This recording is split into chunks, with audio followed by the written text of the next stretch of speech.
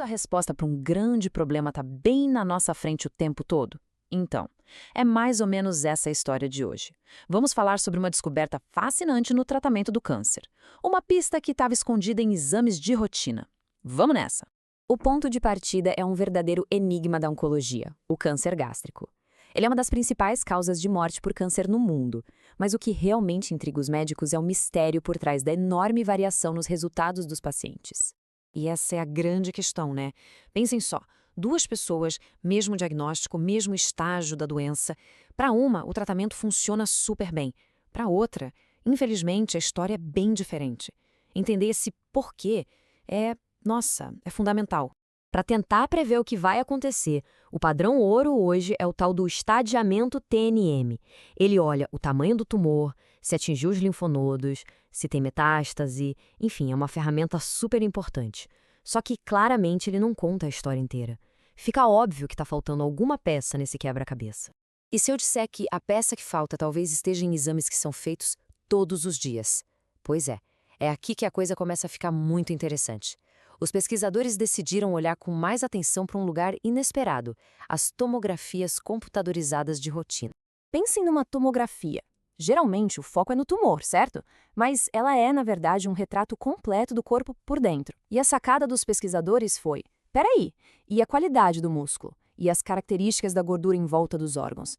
A hipótese deles era que a saúde geral do corpo, o estado inflamatório e metabólico, estaria, digamos, escrita na densidade desses tecidos.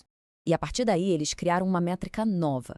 Uma coisa, surpreendentemente simples, mas com um potencial gigantesco. O nome? SCORE-VMD. Bora entender o que é isso. Então, VMD é a sigla para Visceral Muscle Density, ou densidade visceral músculo. E o cálculo é bem direto ao ponto. É literalmente a diferença entre a densidade da gordura visceral e a densidade do músculo esquelético. Tudo isso medido numa escala padrão das tomografias, as tais unidades Hounsfield. Bem simples, né? E o processo é todo padronizado, dá para repetir em qualquer lugar. O pessoal pega uma imagem específica da tomografia, lá na altura da terceira vértebra lombar, a L3, mede a densidade mediana do músculo, média da gordura e pronto, faz a conta de subtração. E o mais genial disso tudo, não precisa de nenhum exame novo, é usar a informação que já está lá, guardada. Ok, mas o que esse número quer dizer na prática? Aqui está o pulo do gato.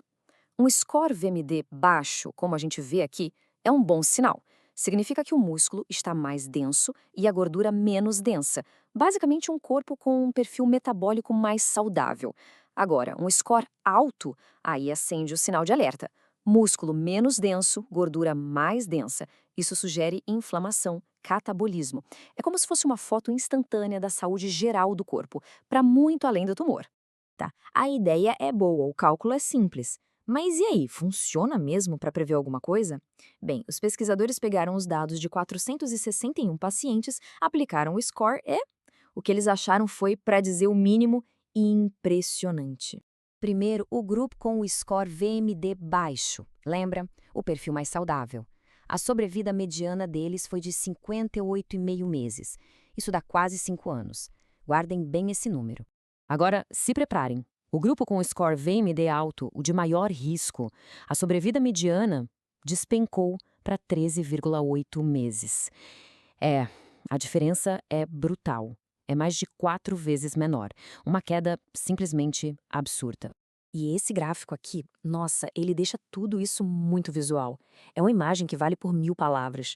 Essa linha azul em cima é o pessoal com VMD baixo. Olha como a sobrevida se mantém alta por mais tempo. Agora, a linha vermelha, do grupo com VMD alto, a queda é vertiginosa.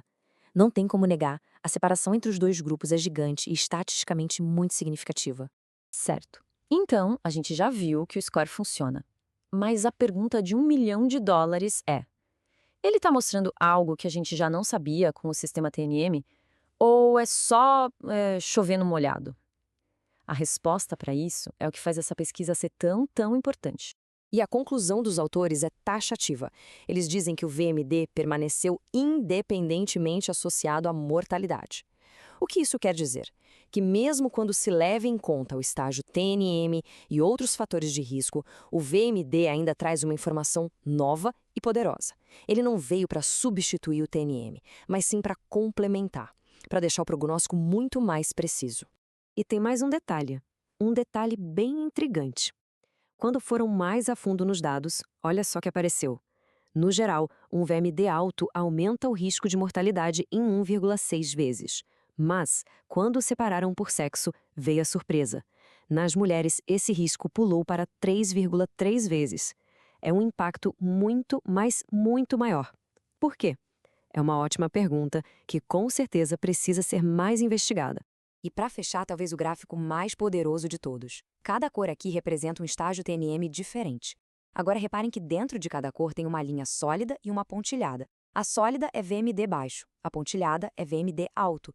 O que a gente vê, em todos os estágios, sem exceção, a linha pontilhada está lá embaixo. Ou seja, mesmo para pessoas que o sistema TNM diz serem iguais, o score VMD consegue separar quem tem o pior prognóstico. Impressionante. A história do Score VMD é um lembrete incrível do poder que existe em olhar para os dados que a gente já tem, só que com outros olhos. E isso deixa a gente com uma pulga atrás da orelha, né? Fica a pergunta: que outras pistas vitais, que outras informações cruciais para salvar vidas estão aí, escondidas à vista de todos e milhões de exames que já foram feitos, só esperando alguém fazer a pergunta certa?